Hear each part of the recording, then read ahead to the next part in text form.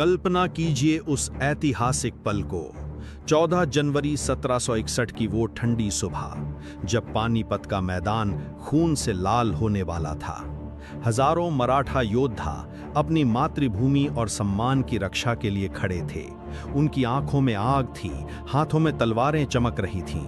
ये सिर्फ एक युद्ध नहीं था, बल्कि वीरता की एक महागाथा थी, तीसरी पानीपत की लड़ाई, जहां मराठा शूरवीरों ने अंतिम सांस तक संघर्ष किया। लेकिन अफगान सेना की चतुर रणनीति और उन्नत तकनीक ने इतिहास बदल दिया। आइए इस कहानी को जीवंत करें, जहां हर पल सांस रोक देने वाला है। कहानी की जड़ें 17वीं शताब्दी के मध्य में है। मुगल साम्राज्य अपनी चमक खो चुका था और मराठा साम्राज्य छत्रपति शिवाजी महाराज की विरासत पर मजबूत खड़ा दक्षिण से उत्तरी भारत तक अपनी शक्ति फैला रहा था। पेशवा बालाजी बाजीराव के पुत्र नाना साहेब पेशवा ने सोचा कि अब समय आ गया है दिल्ली पर कब्जा करके अपनी सत्ता मजबूत करने का। नाना साहेब ने अपने चचेरे भाई सदाशिवराव भाऊ को मुख्य सेनापति नियुक्त किया। सदाशिवराव एक अनुभवी और साहसी योद्धा थे, जिनकी रणनीति में पारंपरिक मराठा गुरिल्ला युद्ध शैली शामिल थी। तेज हमला, पीछे हटना और दुश्मन को थकाना। उनके साथ थे युवा और उत्साही विश्वासराव, पेशवा का पुत्र और उत्तराधिकारी, जो मैदान में शेर की तरह दहाड़ते थे। जानकोजी सिंधिया घराने के सरदार, जो घुड़सवार सेना के माहिर थे और अपनी तेज रफ्तार के लिए जाने जाते थे। मल्हार राव होलकर, एक कुशल जनरल, जिन्होंने अनेक युद्धों में जीत हासिल की थी और अपनी बुद्धिमत्ता से सेना को निर्देशित करते थे। और विशेष रूप से इब्राहिम खान गार्दी, एक कुशल तोपखाना कमांडर, जो फ्रांसीसी प्रशिक्षण प्राप्त थे। गार्दी की वफादारी मराठा साम्राज्य के प्रति अटूट थी। वे अपनी 200 से अधिक तोपों के साथ सेना की रीढ़ थे और युद्ध में अपनी रणनीति से दुश्मन को चौंका देते थे। मराठा सेना की कुल ताकत 90,000 से अधिक सैनिकों की थी। 55,000 घुड़सवार, 20,000 पैदल सैनिक, सैकड़ों तोपें और असंख्य सहयोगी योद्धा। उनकी रणनीति थी तेज गति से हमला करना, दुश्मन को घेरना और उनकी सप्लाई लाइनों को काटना। लेकिन लंबी यात्रा और ठंड के मौसम ने उन्हें थका दिया था और राजपूताना से लगातार चौथ वसूली के कारण राजपूतों में असंतोष फैल चुका था। इसलिए जब मराठा सेना ने सहयोग मांगा तो राजपूतों ने साथ नहीं दिया। ये एक बहुत बड़ी रणनीतिक भूल साबित हुई।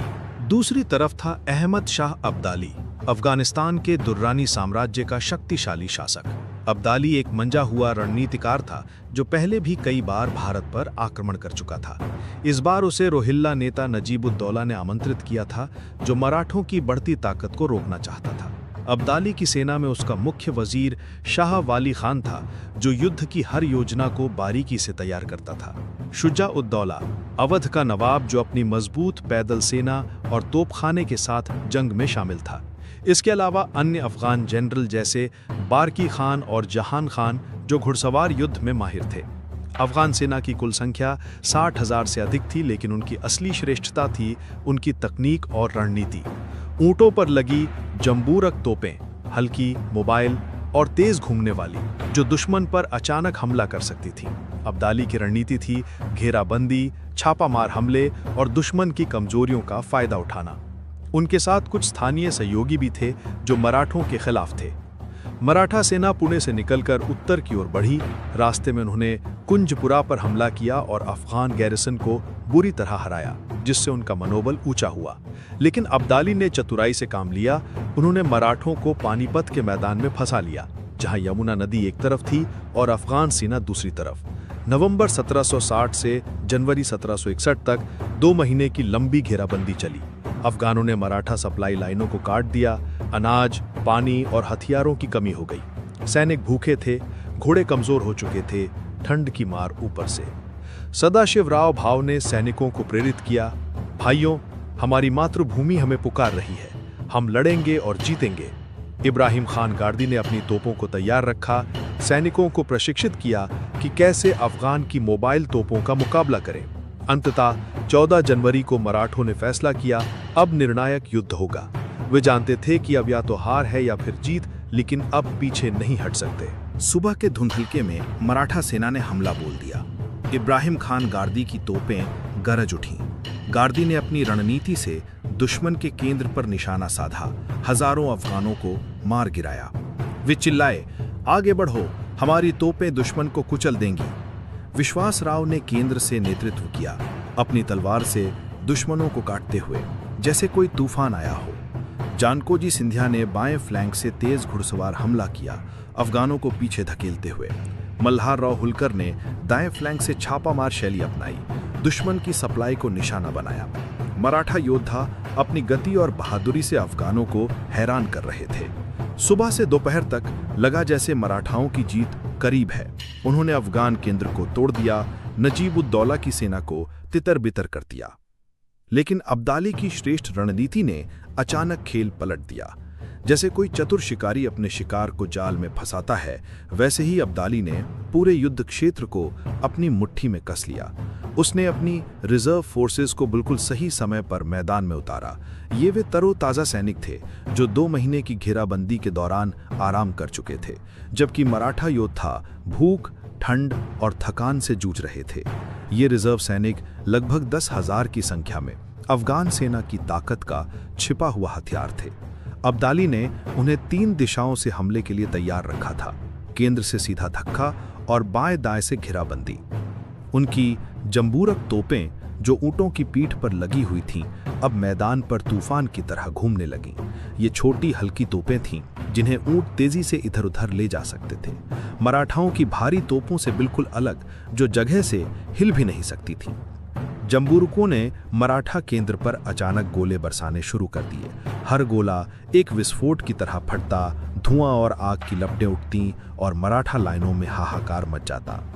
ये तोपें इतनी मोबाइल थीं कि वे दुश्मन की हर हरकत पर दिशा बदल सकती थीं और अफगान सैनिकों को कवर देते हुए आगे बढ़ने का मौका देतीं। मराठा योद्धा इन अप्रत्याशित हमलों से हैरान थे।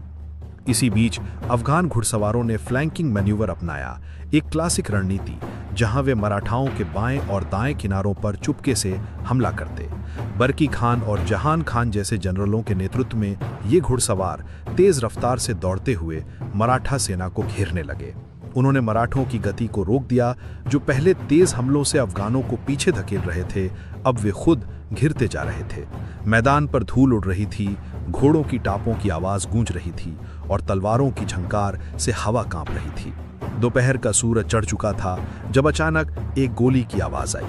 विश्वास राव, युवा उत्तराधिकारी जो केंद्र में बहादुरी से लड़ रहे थे, एक गोली से घायल हो गए। वे अपने घोड़े से गिर पड़े और ये खबर जंगल की आग की तरह फैल गई। मराठा सैनिकों का मनोबल टूटने लगा। उनका युवा नेता जो प्रेरणा का स्रोत था, अब मैदान पर लहूलुहान पड़ा था।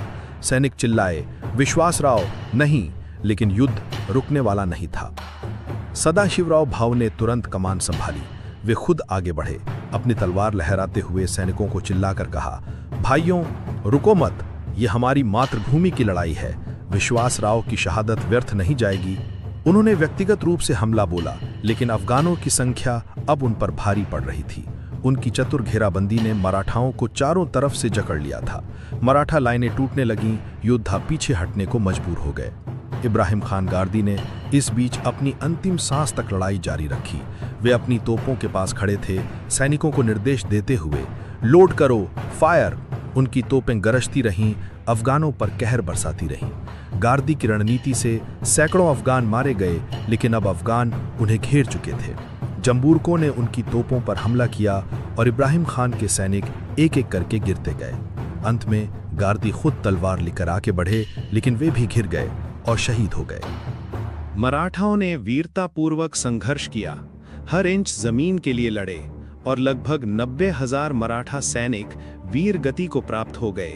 मैदान पर लाशों का ढेर लग गया, खून की नदियां बहने लगीं। शाम ढलते ढलते सूरज डूबने लगा और मैदान पर सन्नाटा छा गया। केवल घायलों की कराहें और हवा की सिसकियां सुनाई दे रही थी। युद्ध समाप्त हो चुका था। ये हार मराठा साम्राज्य के लिए एक बड़ा झटका साबित हुई। साम्राज्य बुरी तरह टूटा, लेकिन उनकी वीरता की कहानियां आज भी जीवित हैं। इस युद्ध ने सिखाया कि बहादुरी के साथ साथ रणनीतिक सहयोग और तकनीकी श्रेष्ठता भी आवश्यक है। आज पानीपत की ये महागाथा हमें प्रेरित करती है। हार से सीखकर आगे बढ़ना।